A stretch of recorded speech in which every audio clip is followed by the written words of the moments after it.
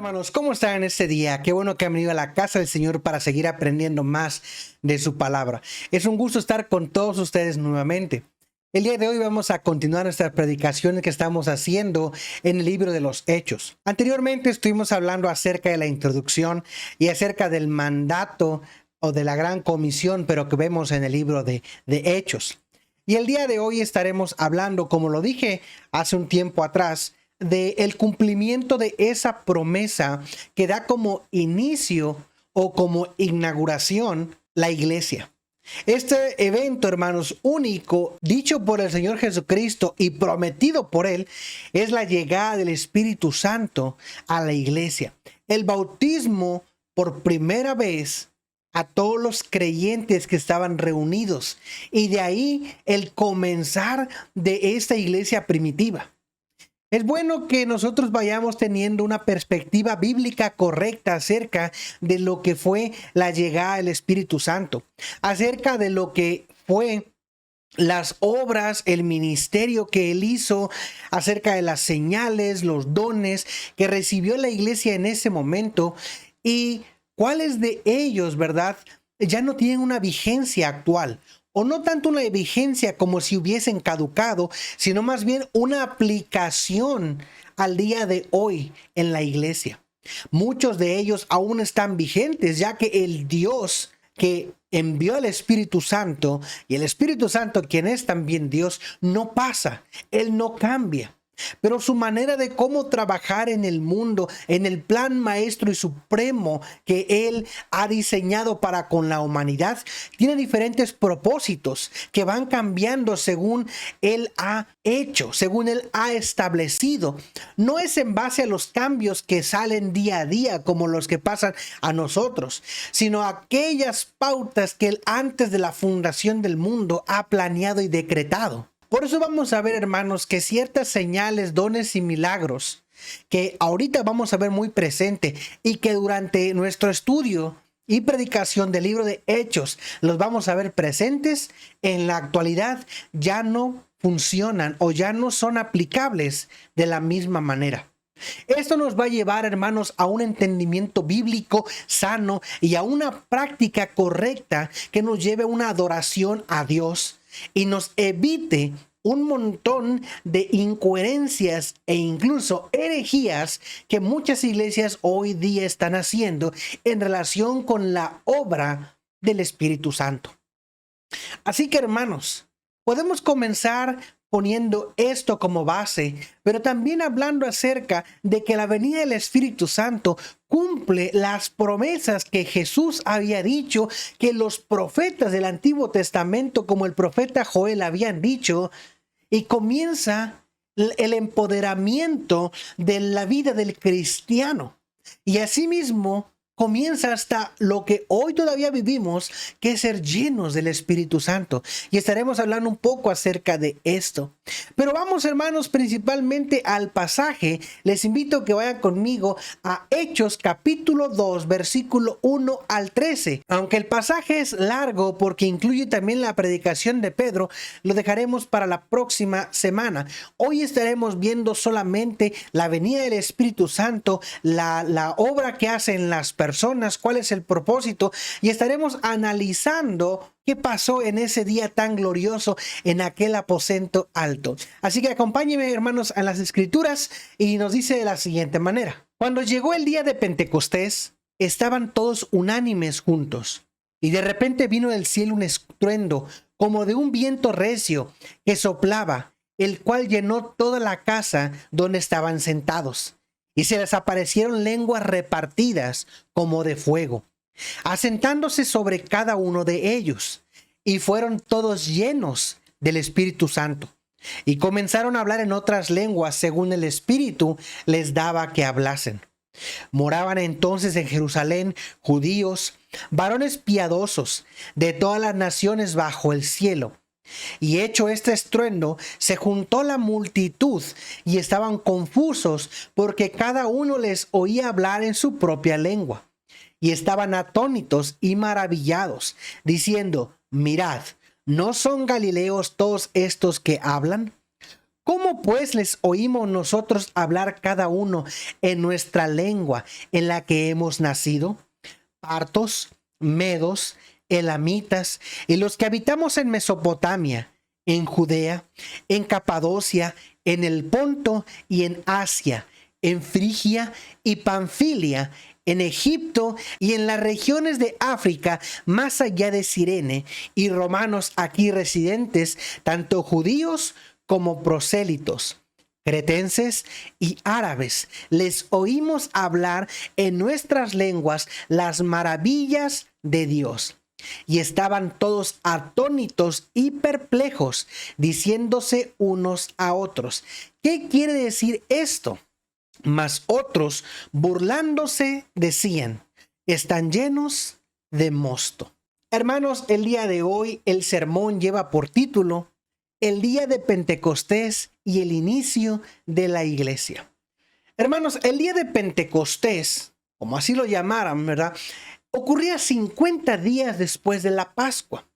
La Pascua, ya sabemos, hermanos, nosotros la celebramos porque en esa fecha también el Señor Jesucristo muere, es crucificado. Pero es la referencia principal a cómo Dios lo salva de Egipto, cómo lo saca por mano de Moisés de una manera pronta, de una manera rápida. Bueno, la Pascua de Egipto es un tipo o una visión, más o menos una representación gráfica de aquel que iba a venir a morir y que nos iba a sacar de la condenación del pecado en el que vivíamos, de la esclavitud. Nos referimos a Jesucristo. Bueno, teniendo en contexto eso, 50 días después sucede este evento maravilloso. Están reunidos todos los cristianos o los hermanos que estaban apenas formándose como una iglesia. Aún no era una iglesia, solamente se reunían. Pero aquí comienza la iglesia. Pero hermanos, el primer aspecto que quiero que veamos en este día es la promesa. Esto que sucede no es un evento simplemente fuera de orden. Este es un evento que el Señor ya había prometido. Incluso los profetas del Antiguo Testamento ya habían hablado acerca de este evento. Y podemos encontrar algunas referencias directas del Señor Jesucristo. Ejemplo, en Juan 14, 16 y 17, Él dice: yo regaré al Padre y os dará otro consolador para que esté con vosotros para siempre. El Espíritu de verdad, el cual el mundo no puede recibir porque no le ve ni le conoce, pero vosotros le conocéis porque mora con vosotros y estará en vosotros. Y después tenemos otra referencia, hermanos, que ya la leímos anteriormente, porque Lucas comienza diciendo que no se fueran de Jerusalén, ahí en Hechos 1:4, sino que esperasen hasta que viniera la promesa del Padre, el cual les dijo: oísteis de mí, porque serán bautizados con el Espíritu Santo dentro de no muchos días. Se cumple pronto. Hermanos, cuando nosotros nos damos cuenta que el Espíritu Santo viene, podemos nosotros entender y confiar en Jesús que las promesas que Él hace van a tener un cumplimiento real. Podemos decir, Jesús prometió que iba a venir el Espíritu Santo, el Consolador, como se dice en el griego, el Paracletos, aquel que iba a estar consolándonos y llenándonos de su poder para vivir luchando contra el pecado en un mundo de corrupción, y esa promesa la cumple. ¿Cuántas veces tú esperas que alguien que te promete algo en verdad lo cumpla? Bueno, con Jesús nosotros no tenemos que tener ningún problema de a ver si cumple Jesús. Porque aquí dijo, primero, cuando vemos atrás los cumplimientos de las promesas de Jesús, Jesús le dice a los hombres, dice, el templo, no hablaba de ese templo físico, sino de su cuerpo. Dice, será destruido y en 3 días lo levantaré. Y lo cumple cuando resucita. Les dice a sus discípulos, yo voy a morir, pero voy a resucitar al 3er día. Y ese día glorioso, la resurrección, nos demuestra que no está mintiendo. Después nos dice también que enviará al Consolador, el cual vemos que llega en Hechos capítulo 2, versículo 1, lo acabamos de leer, que viene el Espíritu Santo. Entonces, hermanos, antes de poder continuar, solamente para que nuestra tranquilidad se sume mayor, Jesús dijo que un día va a volver por su iglesia. ¿Lo crees? ¿Tienes esa seguridad de que va a cumplir su palabra? Yo sé que sí. Bueno, fíjense, hermanos, ¿cómo estaban los hermanos en ese día? El cumplimiento de la promesa se hizo y los discípulos o los creyentes estaban unidos, estaban celebrando la fiesta de la cosecha, que también así es llamada la fiesta del Pentecostés, el tiempo de la cosecha, estaban celebrando. Y ellos estaban unidos, estaban en un culto, buscando al Señor. Y hermanos, todos los creyentes debemos tener el mismo pensamiento, buscar a Dios, estar siempre en unión, con un mismo sentir. Entonces, hermanos, en esa unión que tenían, es cuando ese cumplimiento de la promesa llegó. Por eso les dijo Jesús, no se vayan, quédense y esperen a ese cumplimiento de esa promesa. Por lo tanto, hermanos, nosotros, y ahorita vamos a ver más adelante, no tenemos que estar unidos para esperar que venga el Espíritu Santo. Él ya está con nosotros. Pero el Espíritu Santo es el que va a hacer que nosotros estemos unidos, que estemos en todo tiempo buscando la unidad en la iglesia, no solamente juntos, sino con un mismo sentir y un solo propósito, buscando la gloria de Dios, buscando la salvación de los perdidos y buscando el crecimiento y madurez entre los creyentes. Es algo importante que no debemos olvidar. Y hermanos, podemos también ver cómo fue la llegada del Espíritu Santo. Dice la Escritura aquí que fue como un estruendo de un viento recio. No dice que se sintió un viento, dijo que fue como. Y lo que sucede, hermanos, después, las señales que presenta es que fueron llenos del Espíritu Santo. Esto quiere decirnos algo importante y yo creo que aquí es bueno hacer una comparación entre el momento de la iglesia y el momento de la iglesia actual. Momento, me refiero a la iglesia primitiva y nosotros. El Espíritu Santo llegó por primera vez de esa manera. La presencia del Espíritu Santo en el Antiguo Testamento está por donde quiera. Ya que el Espíritu Santo es Dios, la tercera persona de la Trinidad, Dios eterno. Él no es creado, Él no tiene un inicio, no tiene un final. Él ha sido por siempre porque Él es Dios. Mas su presencia se deja observar y su obra se deja mirar. Podemos ver que incluso en el Génesis dice, y el Espíritu de Dios se movía sobre la faz de las aguas. Génesis 1:2. Y podemos observar que desde entonces, después cuando dice el Señor, hagamos al hombre, está hablando acerca de la Trinidad. Dios Padre, Dios Hijo y Dios Espíritu Santo. Hagamos. Después podemos observar en el Antiguo Testamento, hermanos, cuando se habla acerca del Espíritu de Jehová. Ese se refiere acerca del Espíritu Santo. Cuando vemos también de una de las maneras más definidas, cuando habla acerca de la nube de la gloria de Dios llamada la Shekinah, vemos ahí la presencia del Espíritu Santo de una manera un poco más visible. Dice que por la noche era una columna de fuego que guiaba al pueblo a caminar en el desierto y por la mañana era una nube que los tapaba.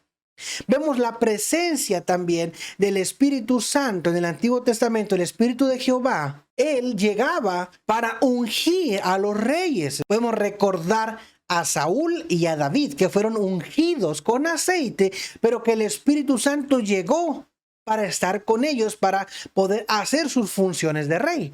Podemos recordar también a Sansón, de manera que el Espíritu Santo ya estaba presente en el Antiguo Testamento.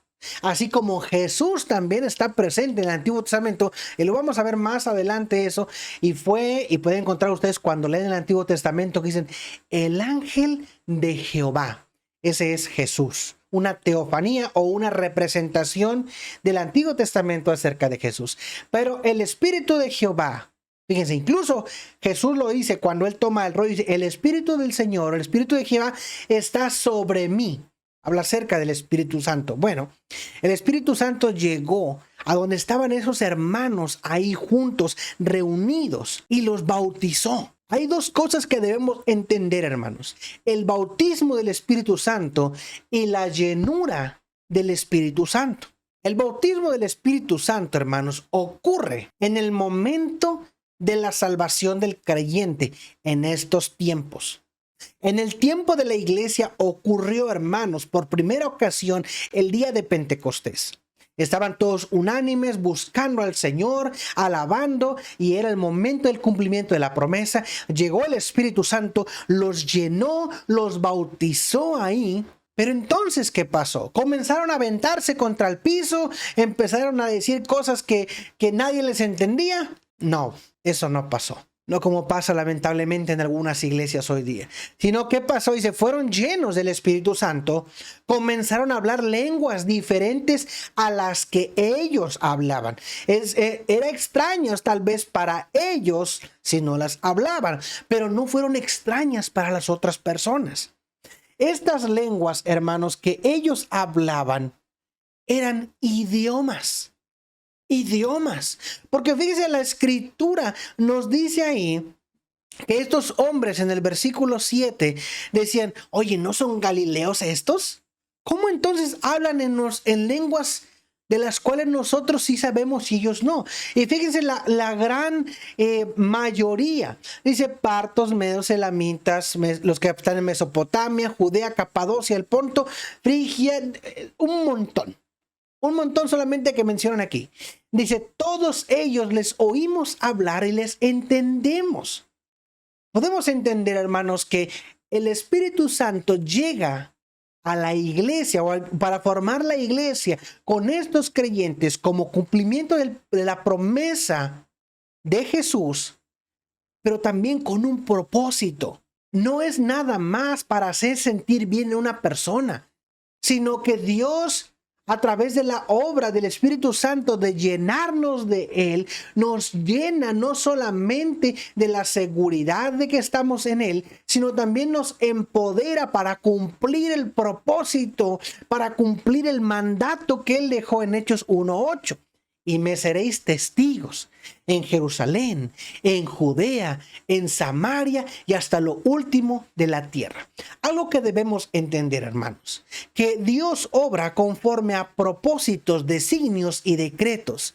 ¿Qué quiere decir esto? Que todo lo que hace el Señor tiene un propósito para su gloria. No hace las cosas porque sí. No hace las cosas simplemente porque puede.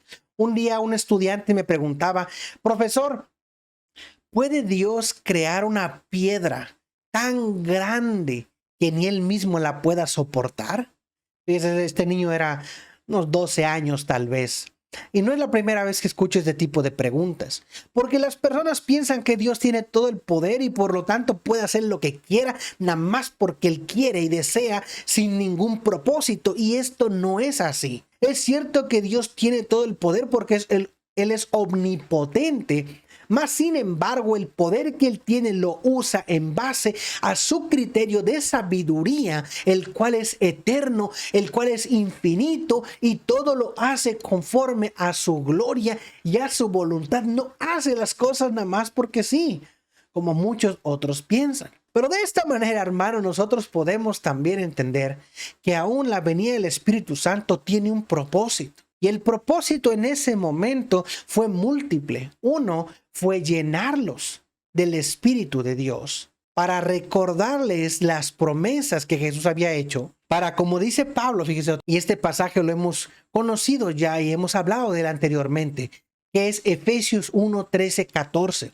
Nosotros vemos que el Espíritu Santo habitando en nuestros corazones, en el corazón del creyente, es la promesa o la evidencia de que nuestra vida está segura en Jesucristo. Dice lo que dice el versículo. En él también vosotros, habiendo oído la palabra de verdad, el evangelio de vuestra salvación, y habiendo creído en él, fuisteis sellados con el Espíritu Santo de la promesa, que es las arras de nuestra herencia hasta la redención de la posesión adquirida para alabanza de su gloria. ¿A qué se refiere esto aquí, hermanos?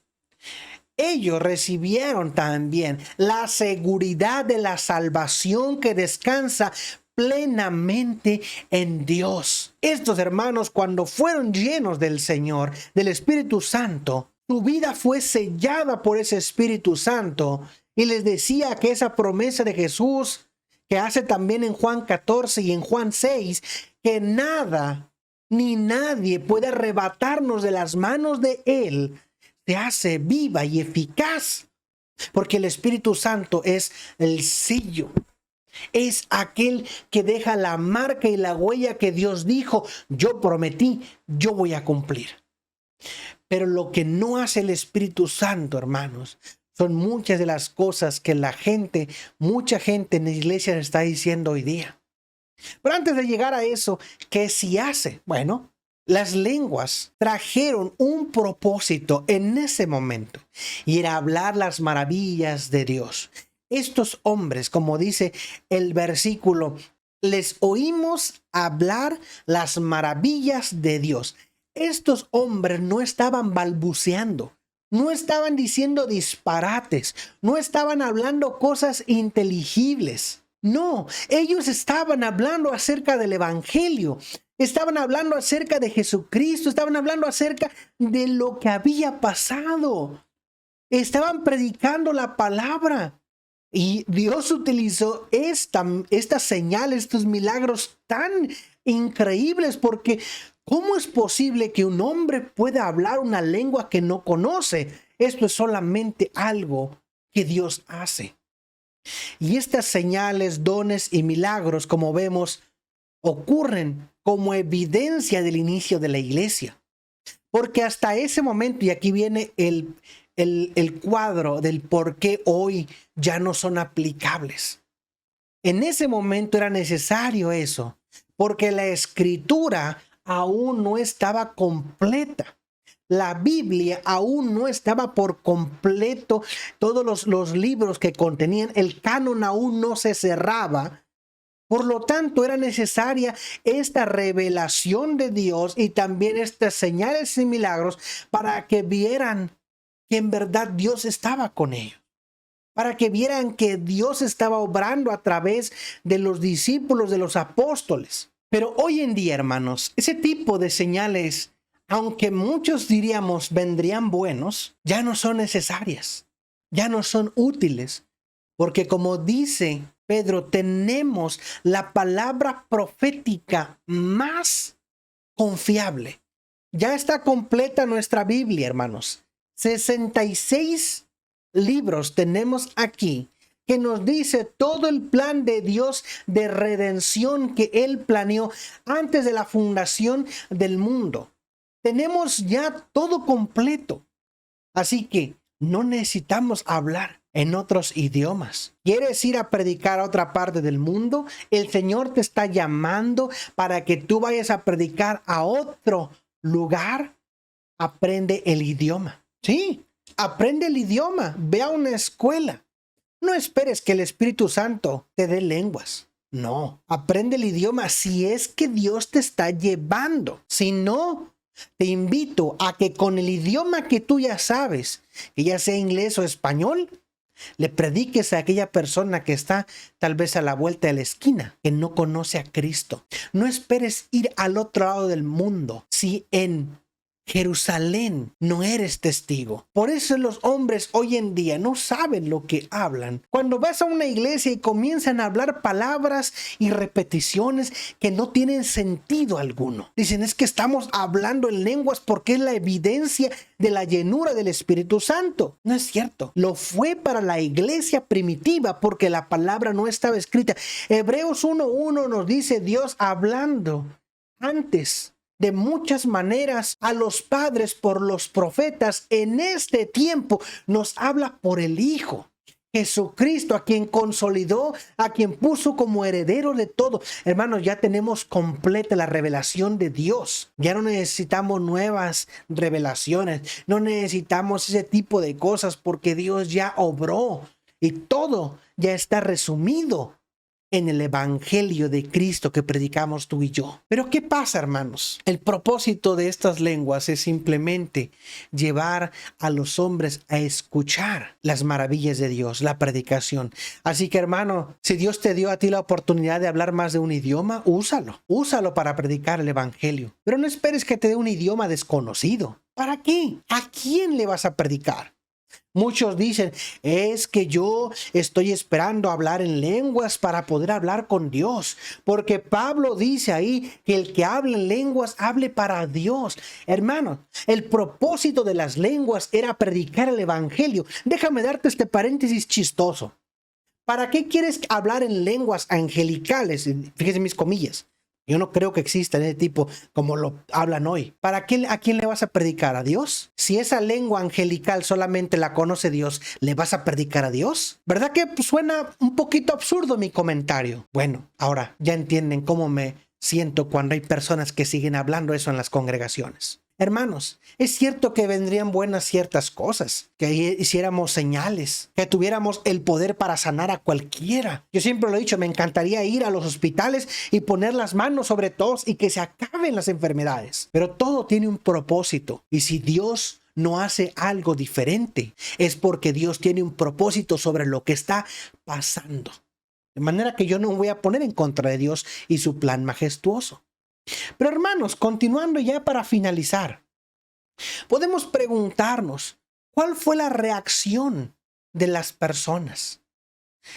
Los hermanos estaban bien animados, los hermanos estaban felices porque el Espíritu Santo los había bautizado, lo había llegado por primera vez, los había llenado del poder de Dios y con denuedo comenzaron a predicar la palabra, comenzaron a hablar, comenzaron a buscar vivir en santidad, y es lo que voy a ver ahorita. Pero los hombres, siempre hay una respuesta de los hombres a lo que hace Dios. La respuesta puede ser, unos dijeron, estaban atónitos, estaban perplejos, estaban maravillados, pero otros se burlaban. Hermanos, vivimos en un mundo en el cual las burlas contra la iglesia están creciendo. Por nosotros predicar la verdad, va a llegar a un punto en que va a ser ilegal ser cristiano.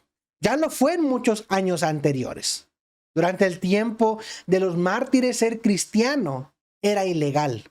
Y en un momento ser cristiano llegó a ser lo mejor que podía pasar. En un momento eso nos va a costar mucho. De manera que nosotros tenemos que estar preparados para cuando alguien nos escuche proclamar la palabra y diga gloria a Dios por ese mensaje. O cuando alguien nos apunte, se burle de nosotros y nos diga, ustedes solamente están locos, están perdiendo el tiempo. Hermanos, dice la Escritura que el evangelio es locura para los que se pierden, pero para nosotros los que creemos es poder de Dios para salvación. Hermano, tú y yo hemos sido bautizados con el Espíritu Santo en el día en el que creímos. Por eso la Escritura nos dice aquí en Efesios 1:14, ustedes que han creído, los que han creído en Él, dice, fuimos sellados. La palabra sellar es que el Espíritu Santo vino y puso su sello. Eso también lo podemos ver en referencia al bautismo. Fuimos llenos del Espíritu Santo en el bautismo, en el sello, en ese momento. De manera que no tenemos que buscar otro segundo bautismo, como algunos dicen. Algunos dicen, no, espera a ser bautizado nuevamente por el Espíritu Santo. Por eso es que de ahí la interpretación incorrecta que dicen algunas iglesias, que tienes que hablar en lenguas para poder evidenciar que está el Espíritu Santo. Y hermano, yo no creo eso ya. En algún momento lo pensé cuando estaba en la ignorancia. Pero ¿sabe qué el problema? Que cuando estaba en esa ignorancia muchas veces busqué hablar en lenguas y la verdad que lloraba, hermano, se lo digo de corazón, yo lloraba porque no podía hablar en lenguas, me sentía frustrado, sentía que Dios no me amaba, sentía que no era suficiente yo para Dios, que yo era nada, por eso que Dios no me daba las lenguas. Y déjame decirte que es el sentimiento de muchos, de miles de personas a lo largo del mundo. Dicen, es que yo no puedo recibir las lenguas, yo creo que Dios no me ama, Dios no me quiere, Dios no le sirvo a Dios para eso.